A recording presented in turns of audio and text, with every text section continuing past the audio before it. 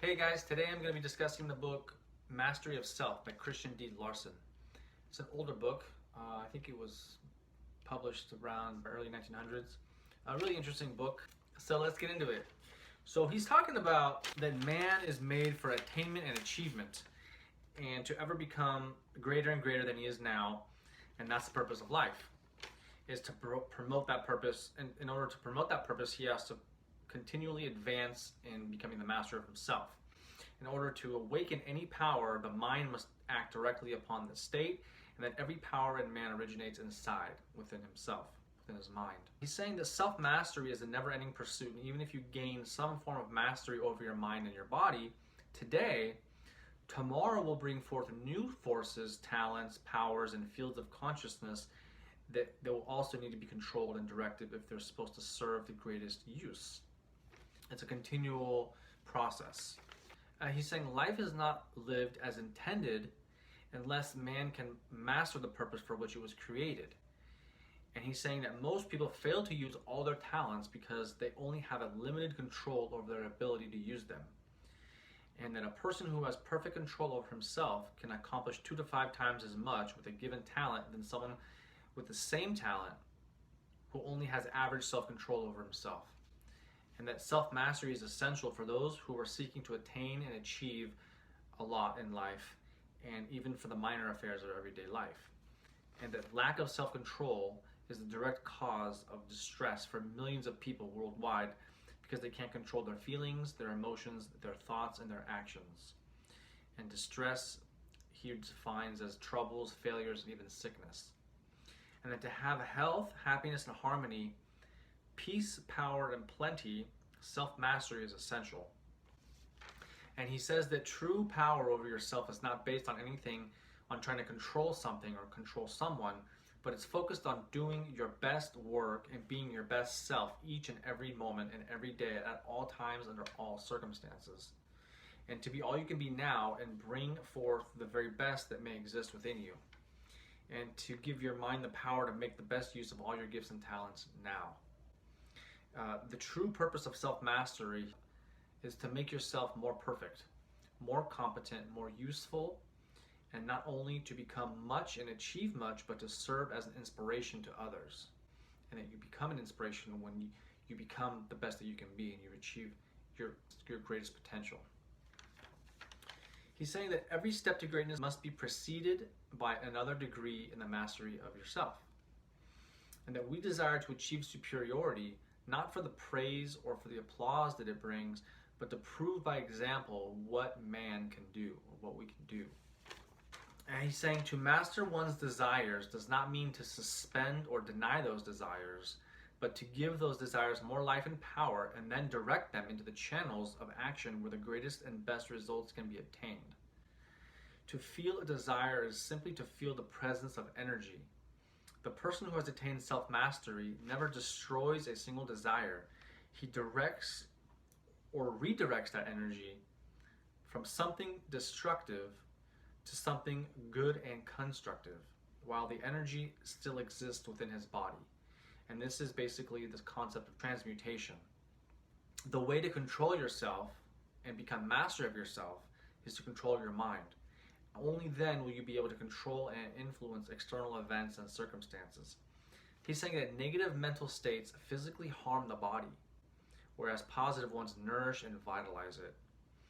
And he says that even the tissues of the body start to decay and degrade and break down when you have negative states of mind, when you're in angry states and in upset and any sort of negative type of mental frame, you're actually physically causing harm to your body.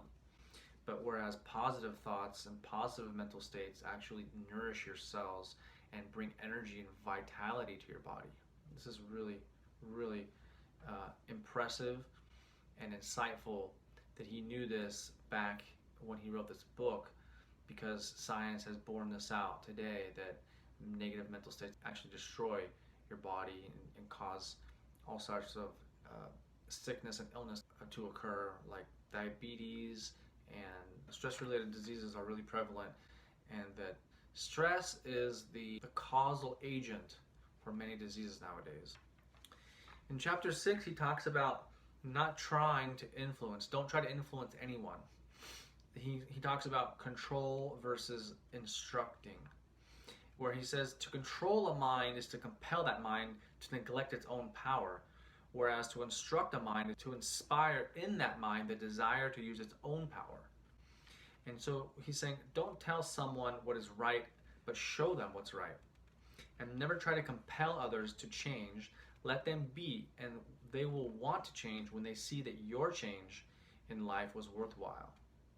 This is really cool, because if you ever tried to convince somebody to do something or to change their behaviors, they usually don't do it unless they see that there's actually a benefit to it.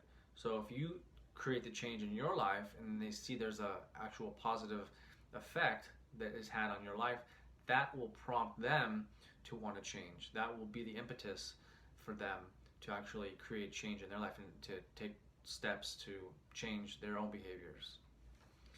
He's saying that there's 7 mental states that you have to adopt or you have to acquire in order to further the mastery of self. The first mental state is harmony. Harmony with oneself and with everything and with everybody is the first essential state of mind needed with which to make the best use of yourself. And he's saying that there's no harmony, it's basically discord, and discord is a misdirection of energy. Number 2 is poise. Poise is having a conscious possession of your forces, feeling both power and peace at the same time, and feeling strong and serene at the same time. The third one is non-resistance.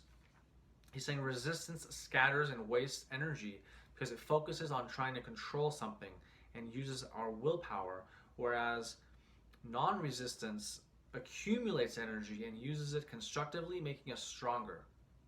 And we give our power to that which we resist. So he's saying don't resist and you become free. This is a really cool concept because it makes a lot of sense also when you're constantly thinking about something to resist or to control. All your energies are flowing there and it's just draining you.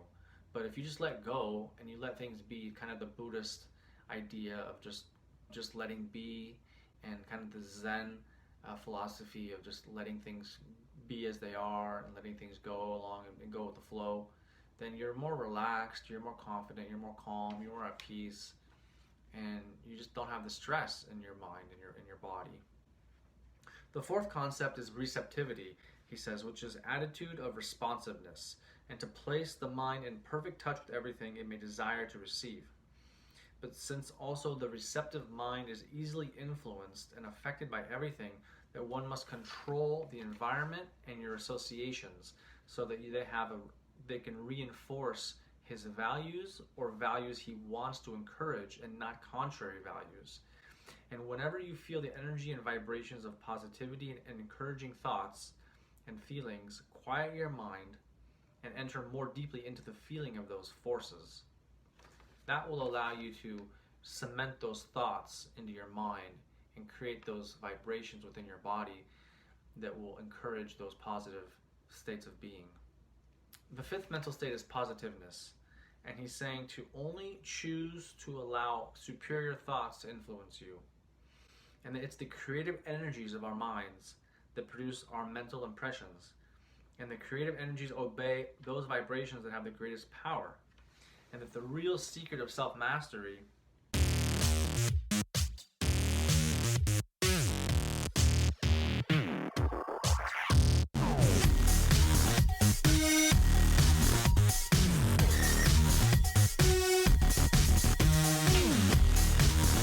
is that the positive mind has the power to think whatever it may want to think. You just simply have to be positive at all times. Number 6 is consciousness of superiority, which he says that you cannot obtain self-mastery if you think you're inferior in any way. Whatever we frequently think of with depth and feeling, we gain the consciousness of. So basically, whatever you're focused on more, whatever you're focused on the majority of the time, that's what you tend to adopt. That's the mind frame that you tend to have and carry around with you and to become. So you have to basically tell yourself that there's nothing that you're lacking, that you have power to do anything you want and to dwell in that mind frame. Number 7 is realization of supremacy, which is knowing that you're the supreme ruler over yourself and over your world, and that you must recreate yourself in the likeness of your ideals. If you are to realize them, you must grow into the exact likeness of them. Yeah, he says, train your will. Allow yourself to be ruled by a greater conception of yourself. Don't try to control anything and give everything the freedom it desires. This is really cool because he says, have an idea of yourself that's greater than what you think now. Have an idea of yourself where you want to see yourself, the greatest ideal, living your best life, your best self. See yourself in that. In chapter 13, he's talking about destroying evil. He's saying that we destroy evil by letting it be and not feeding into it. And that only good can destroy evil, and that we can create enough good to remove evil, not by focusing on the evil. Because the more we focus on it, the less time we have to create the good that can eliminate the evil. And that the mind must give all of its attention to the creation of good. Only when you have turned force into a constructive one have you mastered it. And then as long as it creates a destructive force or effect within you, then it's mastering you, it's controlling you. So only when we've controlled it to the point where we've made it constructive and productive in our lives, that's when we've mastered it. He's saying that in order to accomplish anything, you have to bring consciousness of that desire. And that to master your mind's attitudes and moods, focus on the stillness of your mind. Basically, to meditate. And that to control physical passions, transmute them by focusing on a creative mental process. Focus on the virtue that you want, not on the temptation. And that the more attention that you give it, the more likely it is to become true. And this is really frequently talked about. Where your emotions flow, your attention goes. So whatever we focus on tends to have the biggest impact in our lives. Whatever we put our attention to tends to have a greater sway in our lives. And that the more you focus on something, the likelier it is to come true and to manifest itself in reality. So whatever you want in life, focus on it constantly. And whatever you don't want, don't focus on. Don't think about it. Don't talk about it. Don't mention it. Don't have any thoughts about it. Only focus on what you want to have come to realization in life. He's saying, create in your mind the ideal mental world, and you will start to create your ideal physical world. So whatever you think in your mind, whatever you see as being the ideal circumstances in your life, that's eventually what's going to become reality. And he's saying, this is the best quote that I found in the book that I really like. When you become stronger in your own conscious being than the forces around you, those forces will obey your will. For this reason, he who has mastered himself has mastered the universe. Basically, control your thinking and turn everything into something constructive and by being calm and self-possessed. So that's it, guys. Wow, this was a really, really interesting book. The main insight that I had in this after reading this book was that basically your mind is everything. You can control your life. You can create your own reality based on how you think, based on what you think, based on creating positive mental emotions, mental vibrations, positive mental states, and to constantly think about what you want in life and only focus on that.